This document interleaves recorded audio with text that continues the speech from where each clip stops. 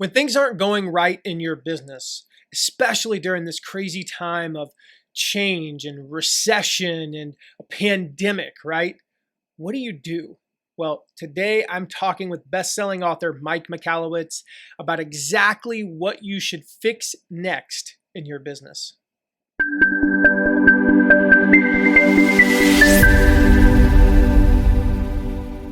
Yeah, I think the biggest problem that entrepreneurs have with their business is they don't know what their biggest problem actually is. I know what it's like. Like every single issue seems super urgent, right?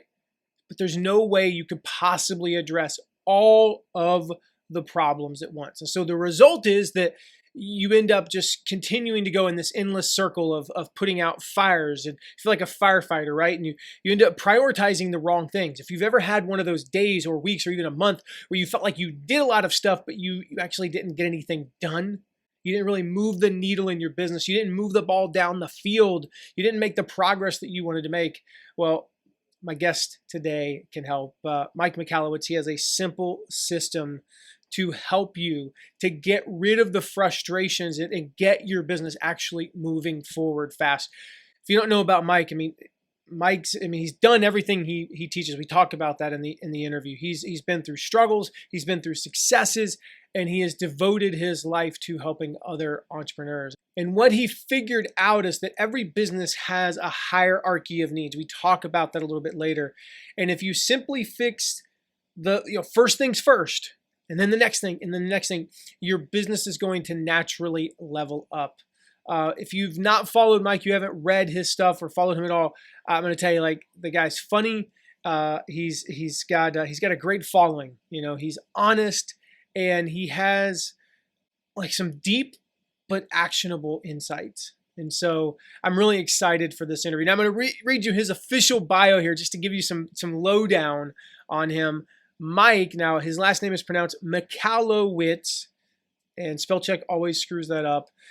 He has launched and sold 2 multi-million-dollar companies. He's the author of two of my favorite books, Profit First and Clockwork.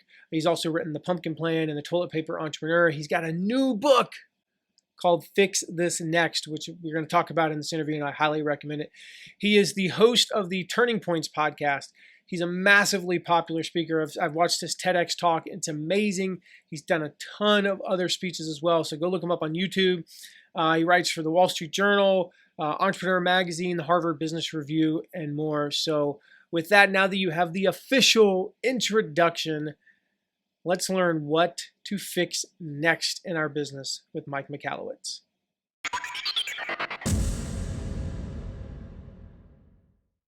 Well, Mike, welcome. Matt, it's a joy to be here. Thanks for having me. And so I am so excited to talk to you today, especially right now. For those of you listening way off into the future, you have a time machine or you have Apple Podcasts or Spotify. For those of you, watching this, listening way off in the future, we are recording this on about, what are we on? Week 10 of the, the lockdown / but we're reopening, but we're still in a recession and things are crazy. And so I want to start there, Mark. I want to start with acknowledging where we're at right now as a society and as an economy. This is a worldwide thing. This is not just the US or just the South or just the Midwest or whatever.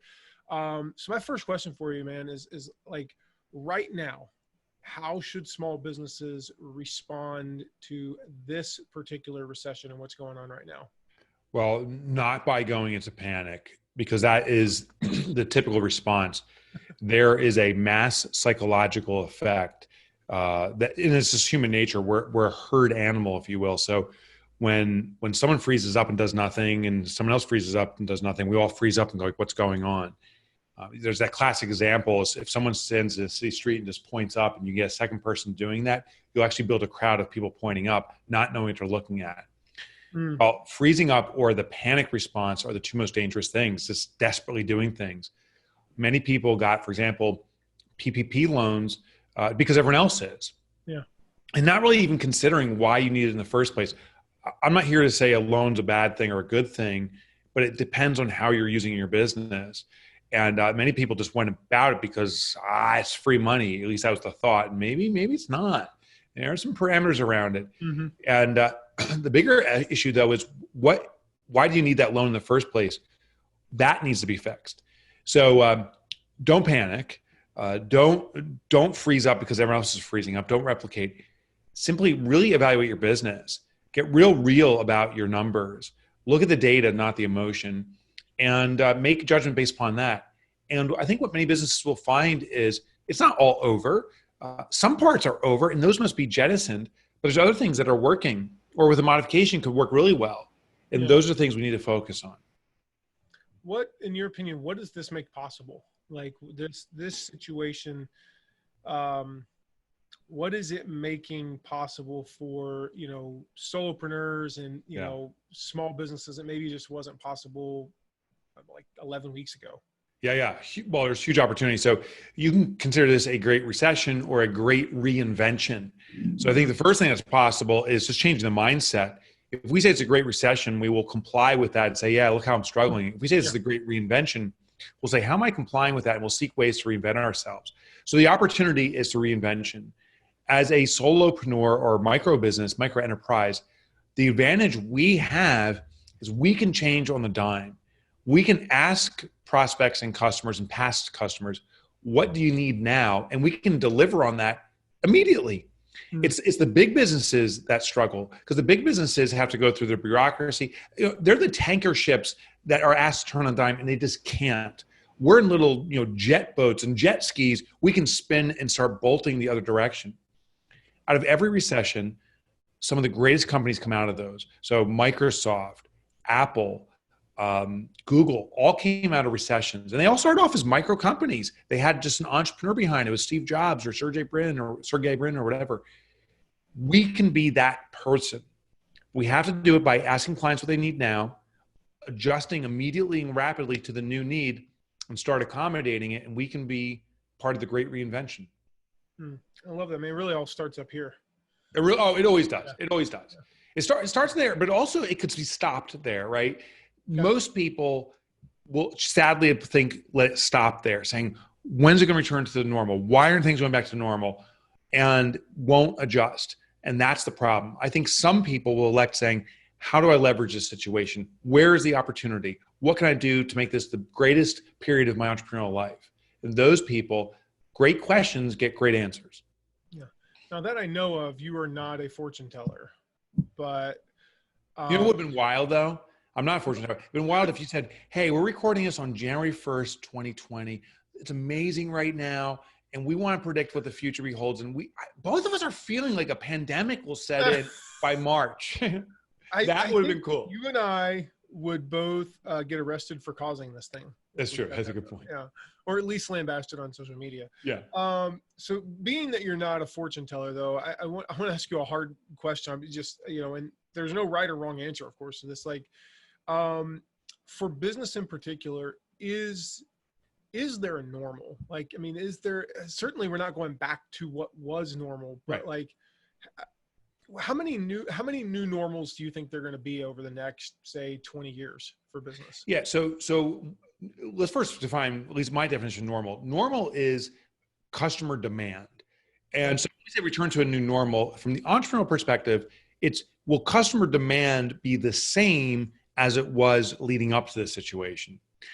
My expectation is no, we won't return to the normal. We won't return to the same type of customer demand, but the demand will remain. It just shifts in the way it presents itself. People are going to ask for things in a new way. So that's what I expect. The only way to find out what the new normal is then is by asking customers, because it's customer demand, how may I serve you now? How many times will this happen? Who knows? It will happen again.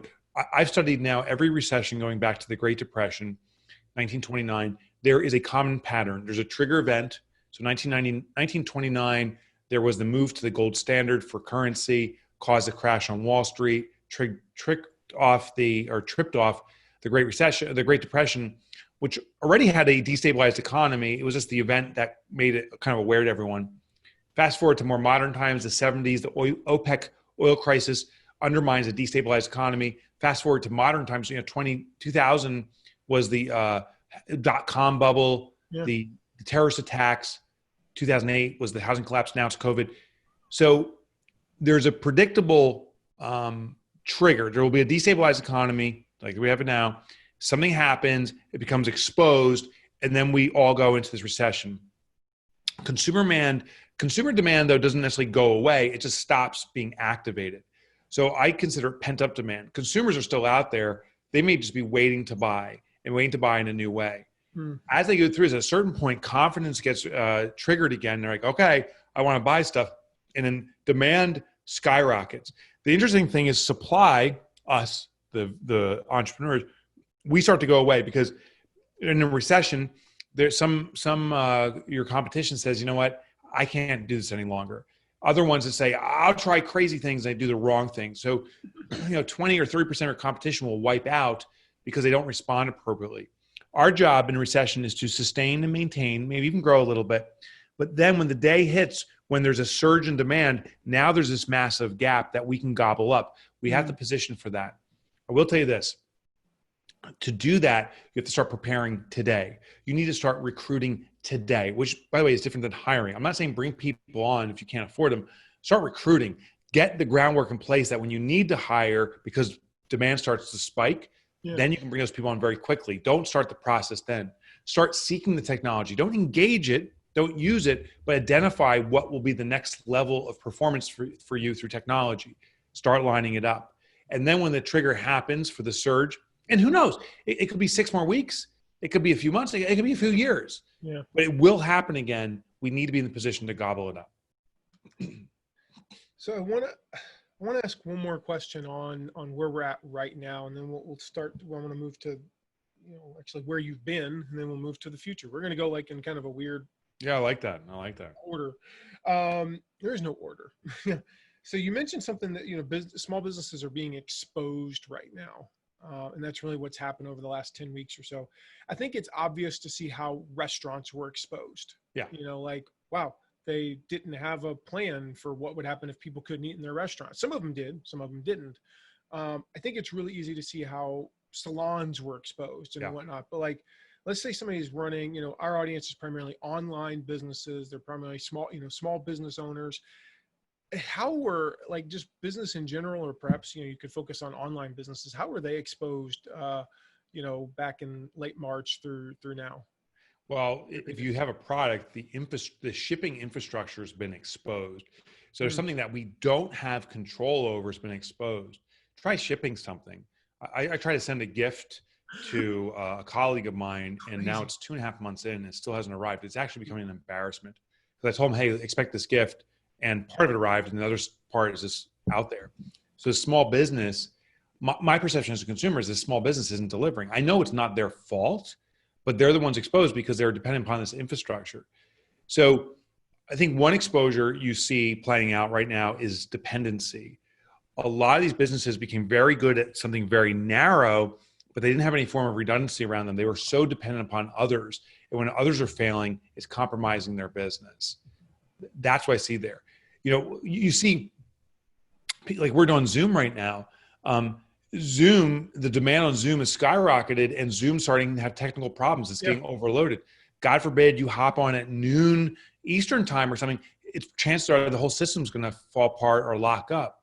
So we see the exposure of the infrastructure that's not prepared. And this happens consistently. The shipping industry was not prepared for people not shopping, but actually having everything delivered to their house. It wasn't prepared. The online infrastructure for virtual meetings was not prepared, and the infrastructure was getting exposed. That's normal. Whenever there's mass shift and all of a sudden everyone moves from the prior watering hole to the new watering hole, if the watering hole isn't adequate enough, it gets drained very quickly. So it happens, but it's still our problem as a small business owner.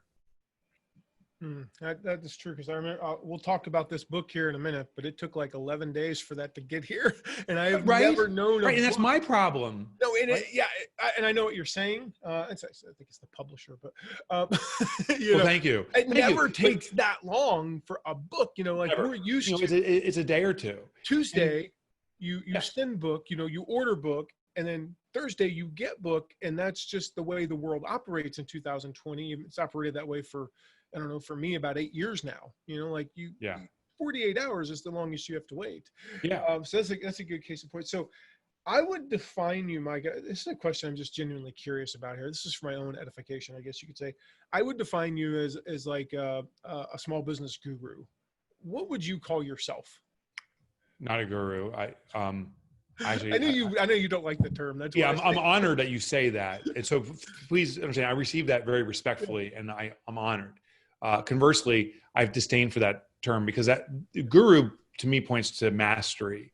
And how I define myself is just a guy who's going through an entrepreneurial journey, who's really devoted to finding certain solutions for himself. That's what I'm trying to do. And then sharing with other people. Cool. I have so much more to learn. I would say I'm not, you know what the term I would prefer to be called? I'm an entrepreneurial student. I love the study of entrepreneurship, particularly small business. There's something about, that guy who has one hot dog stand and says, I want to have 5. I'm like, that's awesome. That person that says, I have this dream of making this software. I have no idea how to go about it. It's a great idea, but I'm going to make this a vision come true, and I'm going to go all in on it. And they have no backing, no financial backing, but they're going for it. I love the businesses that are not envious and want to be the next Facebook or Google. They just want to be the next them. They want to find the right size business that serves them. They want to change their community. They want to bring wealth to their family. Those are people. I just love that community, the underdog entrepreneur, and I'm a student of that. So I would call myself an entrepreneurial student. Okay, so I want to go back to your first book for a second. Was it The Pumpkin Plan? Was that the first book was actually called The Toilet Paper Entrepreneur. That's right. That's way back. That's what the Wayback Machine. Yeah. Okay, man. So I gotta park there for a second. You might not remember him because I know you have encountered approximately 8 million people. But my friend, actually former business partner, his name is Hunter Ingram. This was, probably 2011, 2012. He tweeted me and he was like, dude, he's an EO and rock and roll. He's friends with Cameron Harold. And somehow he ended up in a very small room with you. It wasn't like, you in a room with like 300 people. There were probably like 12 people or 15 people in this room. So of course that meant that you were friends. I'm picking on him. And he was like, dude, you got to check this guy out. And it was the toilet paper entrepreneur guy. And I remember thinking, that's kind of like, I like that from a marketing standpoint because it's weird, but what? And I remember checking that out. And so I apologize. That was the first book. No, please the don't. second one then? Please, Pumpkin Plan was my second book. So I want to go back to the toilet paper entrepreneur. You said something there. You said I'm a student and I'm really just documenting the journey. Yeah.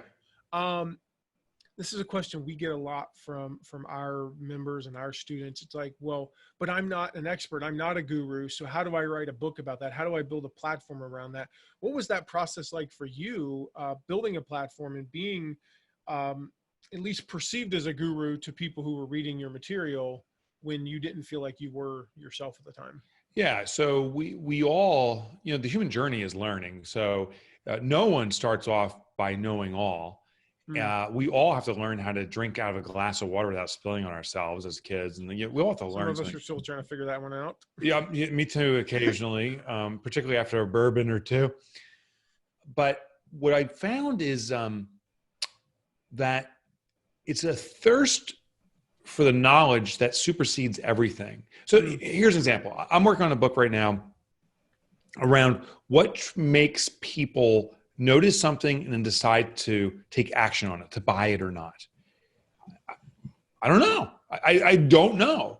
I have thoughts and ideas, but I don't know. So I research, and I devote a portion of my day every weekday where I exclusively do research and writing. And I've been tackling this now in earnest for about 6 months. And I've been researching the general concept for about 3 years, and I'm going to be writing about it now for about 2 years, maybe a year and a half. It's really just a thirst for understanding something. The beautiful thing about a book is I don't think we need to purport or be the expert. We just need to be the journalist who finds the experts.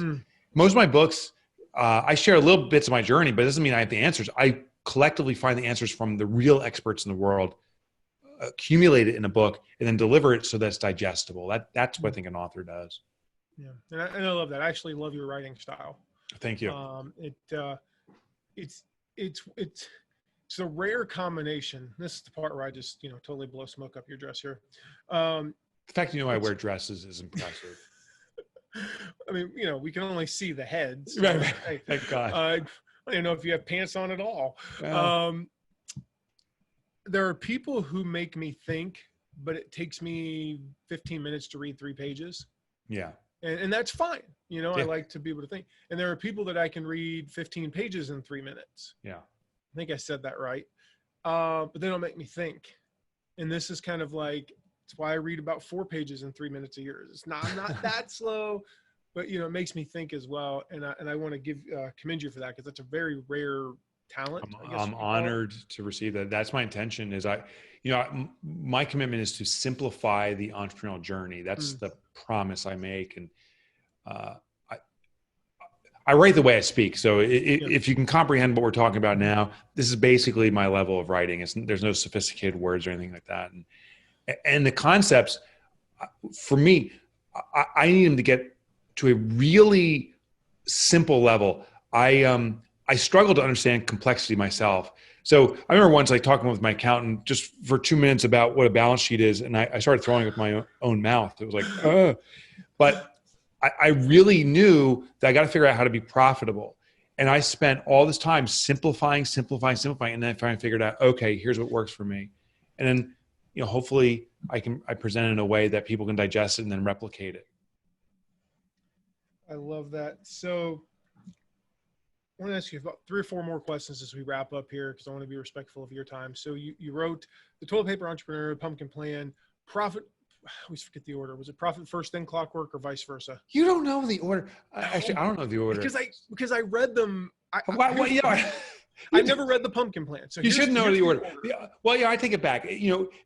I'm an uber fan of Def Leppard. I know every single album. I can name the Counting Crows albums in order. Oh, okay. So all I know is Mr. Jones, which wasn't probably even the name of the album, was it? August and Everything After. August and Everything. They just recently re-released with the London Philhar Symphony Philharmonic thing. Yeah, it's amazing. They're a badass band. Yeah, they are. I like the one they took down the trees, put up a parking lot, put up a tree museum. Freaking genius. I mean, horrible representation was going on. Joni Mitchell, I think, or whatever her name was. I think so.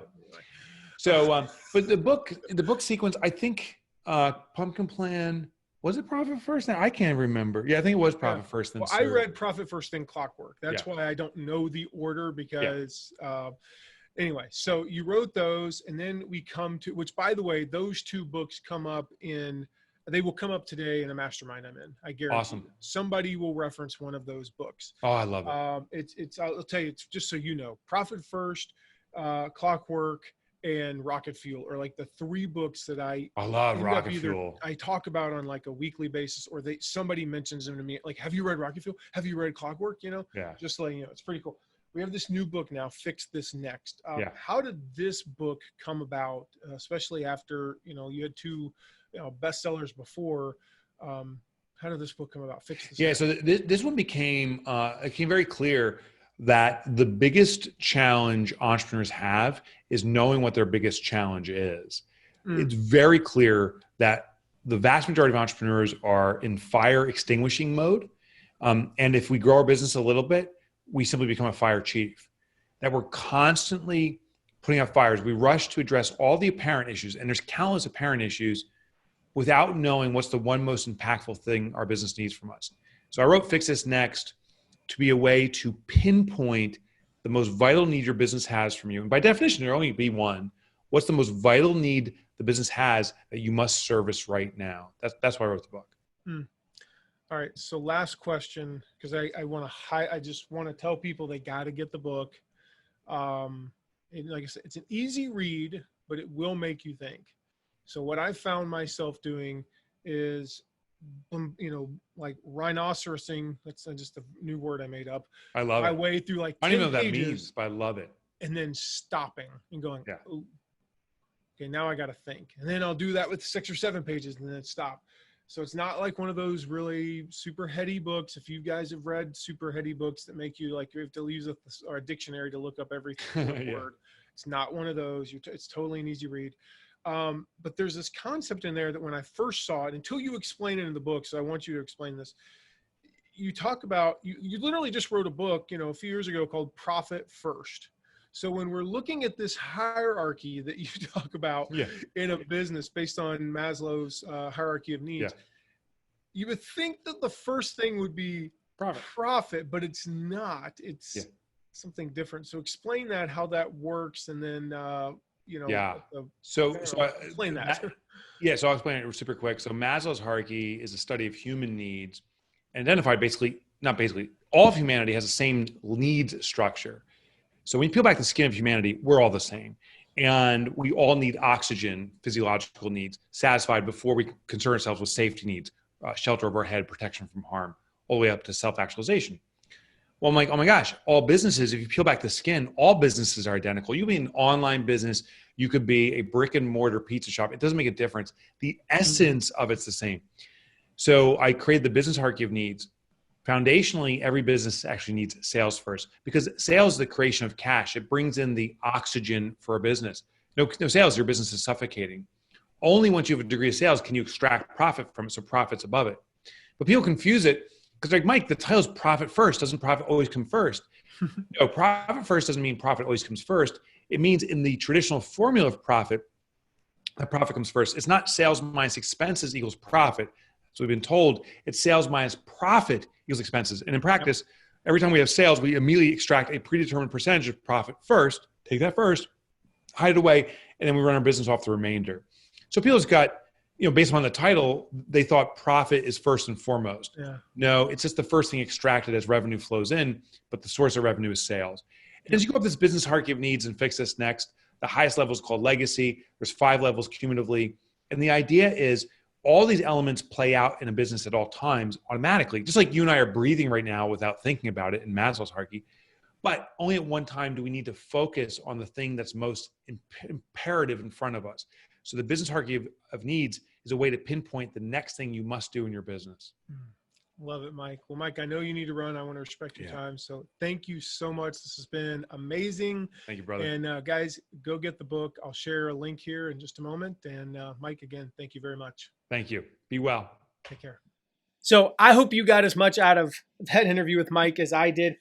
I took a couple of pages of notes just from that 24 or so minute interview. It's all about mindset, like he said right now. Everything's about mindset. That's where we always start.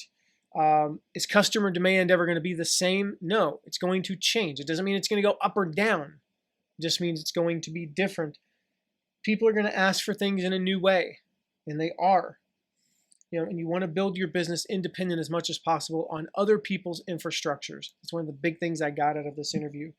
And so another thing was, you don't have to be the expert, right? You can be learning and growing with your audience and share your journey along the way. I highly encourage you to go get this book and learn more about this. We didn't have a ton of time to really dive into the book itself, but I'm going to tell you, it is absolutely amazing. You want to go get this book, Fix This Next by Mike Michalowicz. So mattmcwilliams.com/fix this next. mattmcwilliams.com/fix this next. Go grab the book, and I'll see you in the next video.